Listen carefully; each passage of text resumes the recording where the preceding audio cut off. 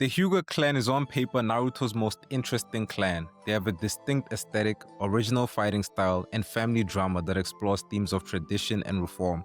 The Byakugan was even treated as one of the most powerful Kekkei Genkai, being comparable and in some respects even surpassing the Sharingan. Of course, the comparison stopped once the Sharingan started doing things like this. The Hyuga clan was set up to be a very promising clan that would have large effects on the story moving forward, but instead they were completely sidelined. With that being said, I'll be exploring what aspects of the Hyuga could have been explored further, what the story actually does with them, and a few ways Kishimoto could have made them a more prominent part of the plot and its themes. There's three things that make the Hyuga conceptually compelling within Naruto's world. First, the Byakugan, a very simple but cool concept. These are eyes that let the user have near 360-degree vision, see up to 1 kilometer away, and in Hinata's case, up to 20 kilometers away, as well as seeing chakra pathways and even internal organs. This type of perception is very advantageous from a combat point of view, as well as having a lot of medical applications. Also, it makes surveillance extremely easy. Second, the clan's famous taijutsu, said to be the strongest style of taijutsu in the Leaf Village, the Gentle Fist, a fighting style that attacks the chakra network directly. It also has a surgical effect on people, being able to disable limbs, destroy organs, and even in theory, it could treat as well as it can injure.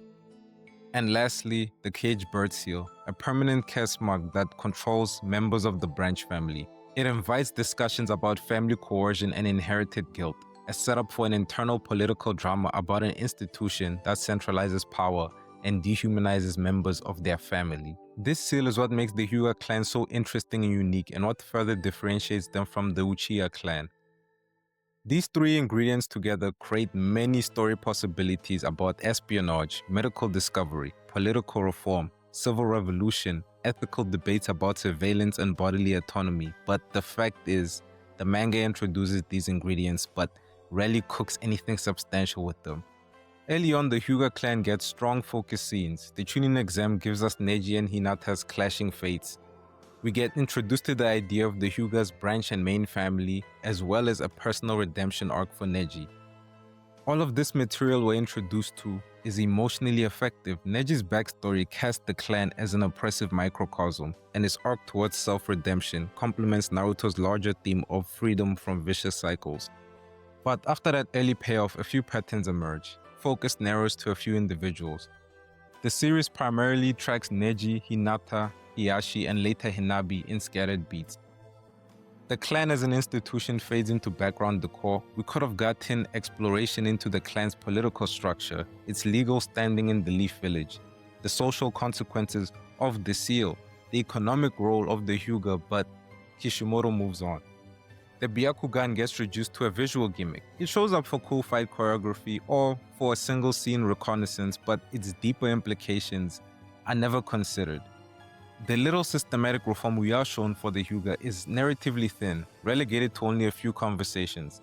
Neji's personal liberation is meaningful, but we do not see convincing institutional follow-through. The branch family remains an uncomfortable but unexplored idea more than a live political issue inside the story's world. The female characters, who are the only young branch main family members we see, are underutilized. Hinata rarely does anything unless Naruto is involved, and Hinabi, arguably the next generation's best hope to explore Hyuga reform or innovation, receives minimal spotlight considering her narrative potential. In short, the series gives us bones with no meat, emotional beats, but the implication of these beats either aren't shown or just don't happen. That is the heart of wasted potential. But there are some directions the series could have taken that would make the Hyuga more relevant to the story. First, making the Hyuga Konoha's intelligence backbone.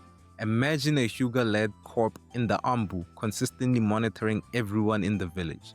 This raises ethical questions about privacy and how much of it should be given up in the name of protecting the village. The series already dives into this through what was shown with the Uchiha clan, but the Hyuga could have been the most direct metaphor for a surveillance state and its implications. We also could have gotten more highlights of the medical applications of the Byakugan. Being able to see and manipulate chakra, as well as be able to precisely see organs, can revolutionize medical ninjutsu. Most medics in the Leaf village should be from the Hyuga clan, or at least they should be a specialist division of Hyuga medics.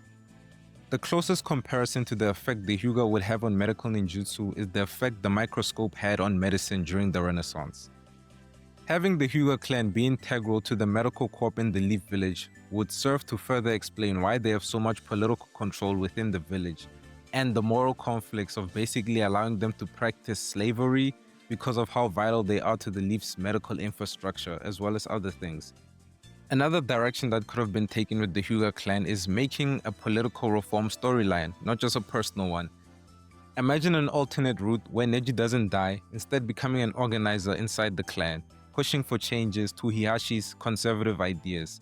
This would give room for factions inside the Hyuga, with conflicts over who has access to Byakugan training, how it will be ensured that no more cage bird seals are used, and whether branch members can effectively reintegrate after so many generations of being made servants of the main family. Also, more spotlight needs to be placed on the younger generation. The younger generation, like Hinabi, can be shown to be the bridge to connect the Hyuga to the rest of the village. Since honestly it's a miracle the Hyuga aren't as hated as the Uchiha clan. As I mentioned, the Byakugan is considered an extremely useful ability, with the Mist and Cloud both wanting it for themselves. No doubt some high-ranked ninjas in the Leaf dislike the Hyuga for not better helping advance the village with this ability. Lastly, the Hyuga could be used to explore ethical and cultural analogies in world building. The branch family can be used to examine ideas about inherited punishment and restorative justice. This would further show Naruto's themes of forgiveness and social reform on a structural level, not just an interpersonal one. The underuse of the Hyuga clan is unfortunate to say the least, but somewhat inevitable when compared to elements that did receive extended attention later on, such as the Uchiha clan. Their history, the coup d'etat, and the Sharingan's narrative flexibility kept them central, and let's be honest, the Sharingan is just really fucking cool, isn't it? But even besides that, the Otsutsuki and their late series lore sidelines clan-scale politics in favor of cosmic destiny, rendering smaller socio-political stories like internal reform crowded out by god-scale narratives. Not to mention the Akatsuki and other villains that were character-heavy and required long arcs to flesh out. The best way to fit all these ideas of the Hyuga and their potential storylines would be in a novel. To be honest, it's criminal the Hyuga doesn't have at least one novel out of all the many novels Naruto already has. A novel would be the best way to fit the Hyuga's ethical and institutional plot lines without taking away time from other elements that are now integral to the story. But unfortunately, the Hyuga clan is another case of world building that stops short of full realization. Alright guys, that's all from me today. Thanks for watching and I hope you have a lovely rest of your day.